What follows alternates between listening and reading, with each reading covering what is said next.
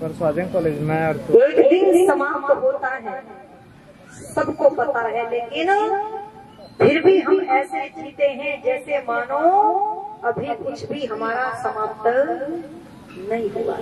यक्ष ने युधिष्ठिर से यही तो पूछा था।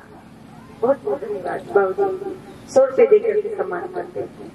और क्या कहा था, बताओ युधिष्ठिर, संसार का आश्चर्य क्या है?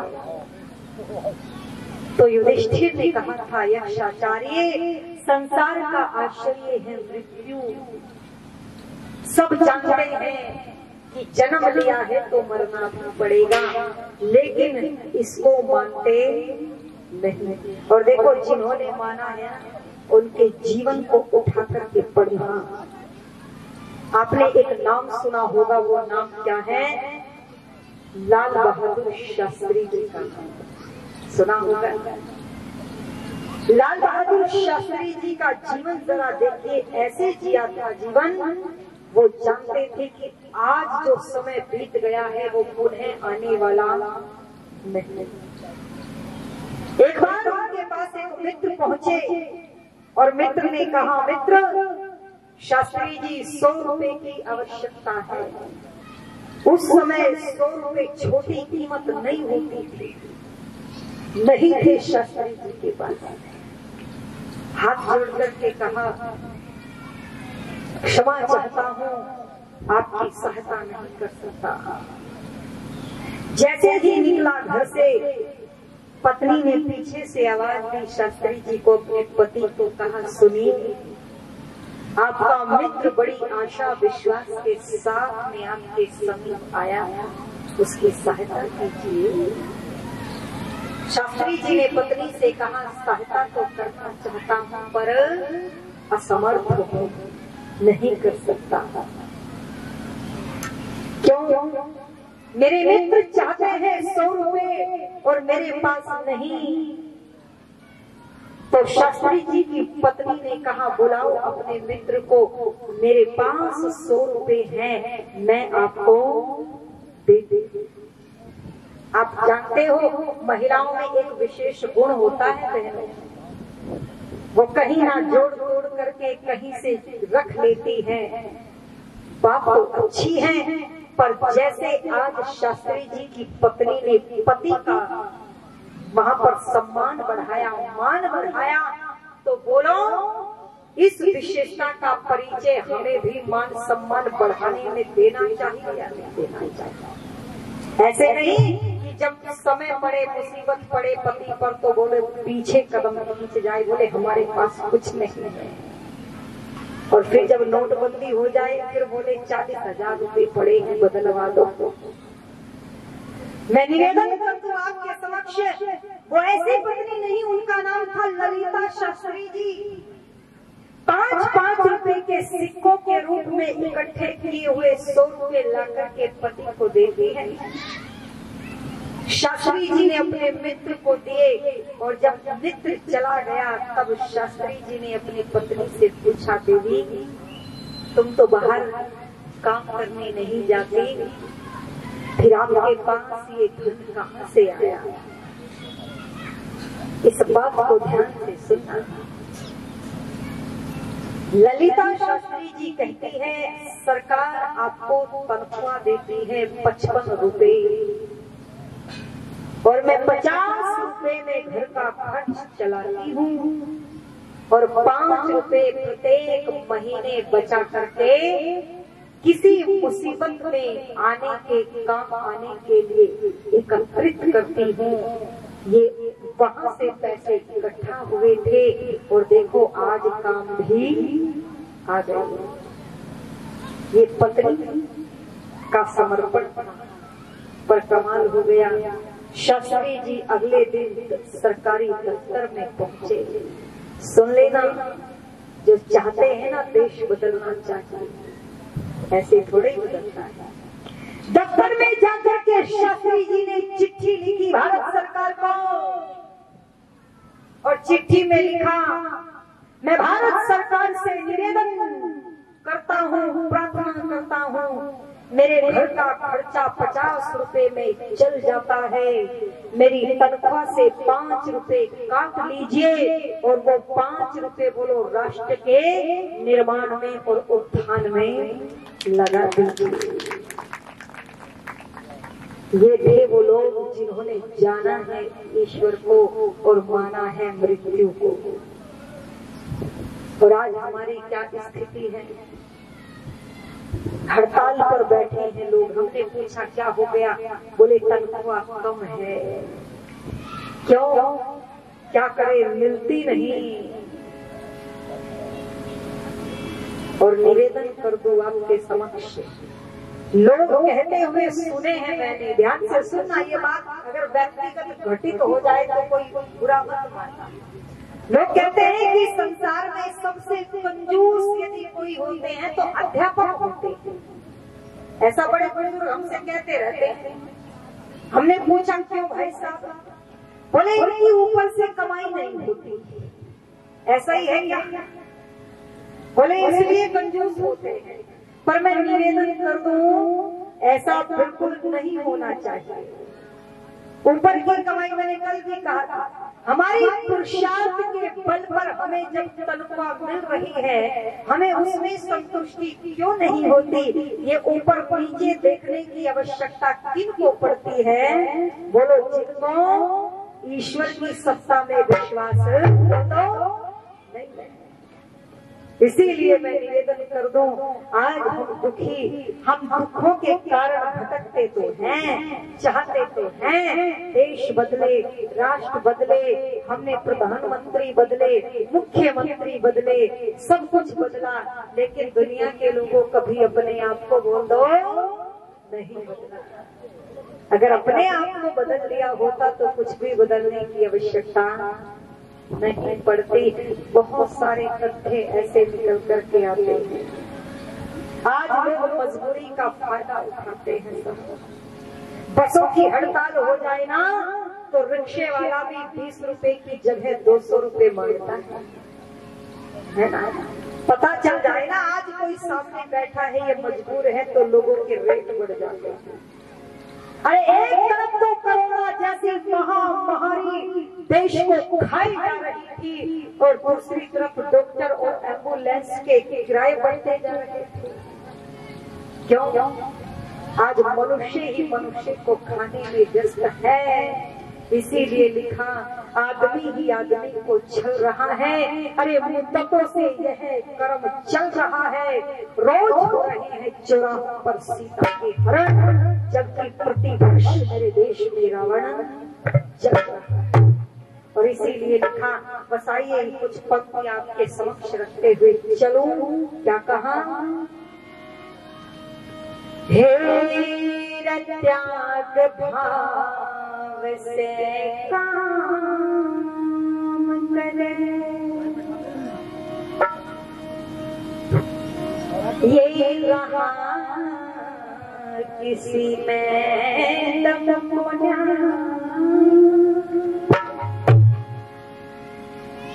बोले भगत सिंह पैदा होकर पड़ोसी के घर में, मेरा बेटा तो विदेश जाएगा और इंजीनियर बनेगा, देशभक्त नहीं बनाना। इसीलिए धीरे त्याग भाव से काम करे, ये रहा किसी में दम होना। तेरिया संसार घूम के कोई किसी से कम हो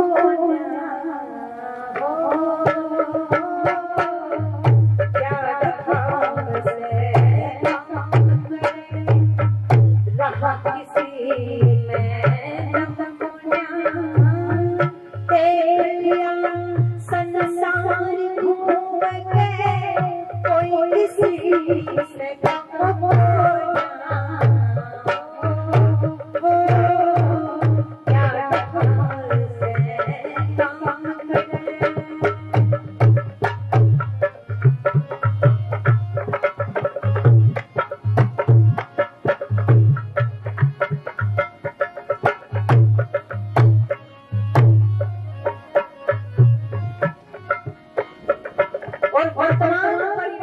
देखना क्यों है दुखी। सबसे पहला कारण क्या लिख दिया,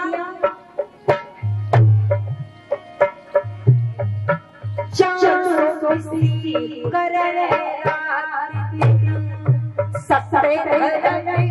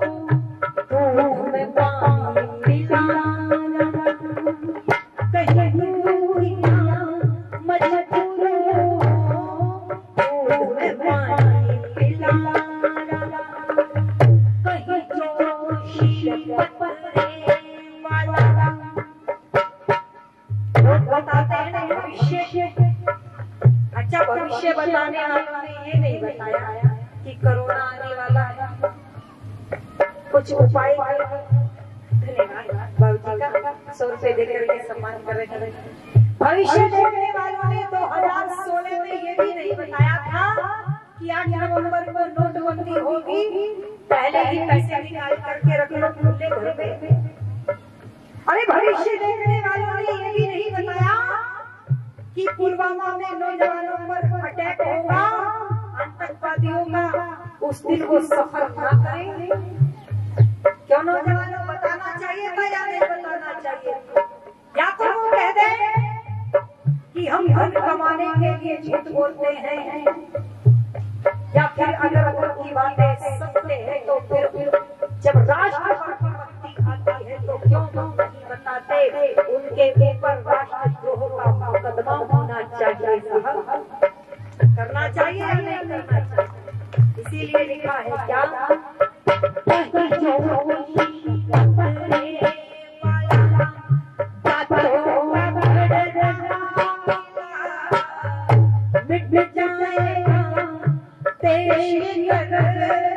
कुछ दिन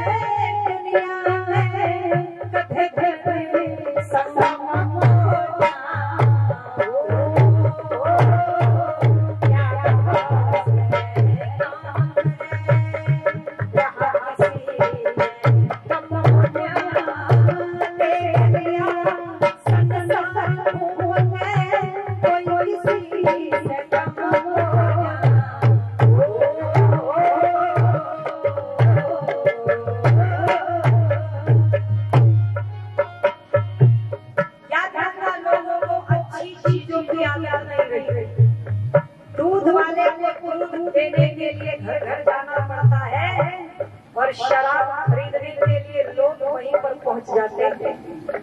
ऐसा है। अरे आज जूते शीशे के शोरूम में बिकते हैं और विद्या की पुस्तकें सड़कों पर खुले में बिकती है।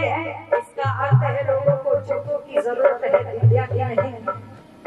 और निवेदन करूं,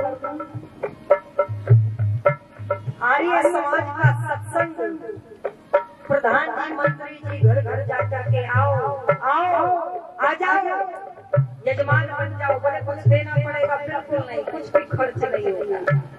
घी भी देंगे, सामग्री भी देंगे, बस समय देना पड़ेगा। आ गए और यज्ञ समाप्त हुआ। खैर यहाँ तो अच्छे लोग देखो बैठे अभी तक, वरना यज्ञ समाप्त हुआ और यजमान बोले प्रधान जी बस चलते हैं, एहसान मानो इतना समय दे दिया। पर दुनिया के लोगों, और यदि कहीं झगड़ा हो रहा हो, बुलाने की जरूरत होती है कि भाई साहब नहीं, मेरी बहनें अगर रोटी बना रही हो ना तो रोटी तवे पर छोड़ करके चली जाती है। और हम कहे चल बहन आर्य समाज में, बोले समय नहीं, आना तो चाहते हो संगीता पर समय नहीं है। मैंने कहा 1 घंटा सड़क में बिता दिया। वो लग रही थी तो आपस में तू देख रही थी और तो एक और फैशन चल गया, वीडियो बनाई जाती है। ये आपस में टक्कर मार मार करके लहूलुहान हो गई, कोई छुड़वाई नहीं, वीडियो चल रही है वीडियो। ये क्या हो गया? ये तो मेरे देश की संस्कृति नहीं थी। हमारी बहन ये सोच से लेकर के गई, बहुत बहुत धन्यवाद। पर फिर भी धरती बची है किसके कारण? जिनके मुंह में दयानंद बैठा है। और वो कौन है? मैं सुनिएगा।